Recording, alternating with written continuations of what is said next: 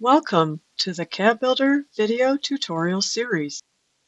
Today we will be showcasing assembly dimensions in the elevation view, which allows us to see the opening sizes within the cabinet as well as door and drawer front sizes. We will also take a look at how framed and frameless construction methods can affect these dimensions. Let's start by opening a current design and selecting one of the wall elevation views. Once opened, with your mouse, go ahead and click anywhere on the empty grid space to activate the grid attributes on the right-hand side. Scroll down just past the dimension style options to see the Assembly Dimensions section. Here you will see a checkbox for opening sizes and for front sizes. If you check the box for the front sizes, it will now show a label in blue indicating the size of each door and drawer front. This is especially useful for installation when you have several door and drawer fronts. You can print this out in order to show the exact location of each one within the design layout. The next option is the opening sizes, which will toggle labels on for the cabinet assembly openings. This text will show up in red and does act in different ways for the frameless versus framed construction cabinets. If you need to move a label due to overlap, simply select the cabinet. In the attributes on the right, scroll down to the Text Options section and select Move Label. Your mouse will become a crosshair, and you can move the label so that it no longer interferes with the new dimensions. First, we will take a look at the framed construction version. I'll go ahead and select the Trial Framed Construction Method, Butt Joint Standard Overlay, where the sizes of the openings are from frame part to frame part. For example, we will look at this utility cabinet. The top opening is showing the distance between the top rail and the mid rail, and that inside dimension is currently 23¼ inches. From style to style, we have 15 inches for the inside width.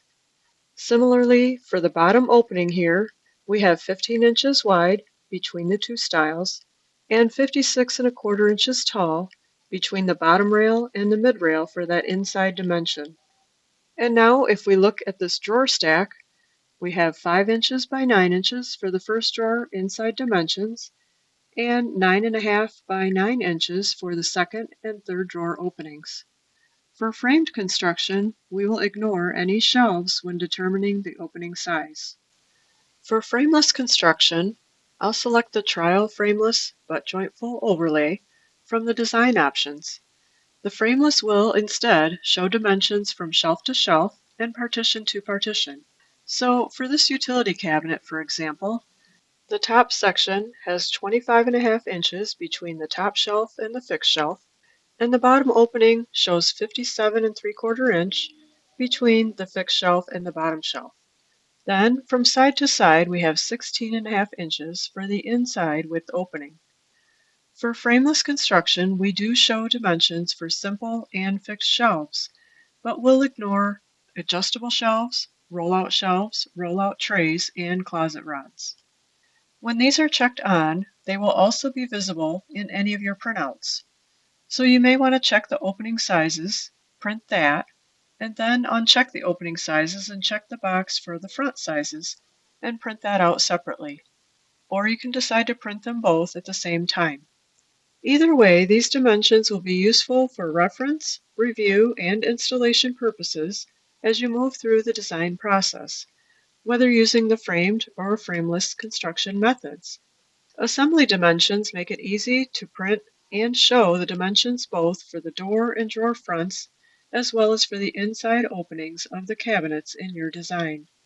Thank you for watching, and we'll see you in the next video. To view additional video tutorials, please visit www.cadbuildersoftware.com/training.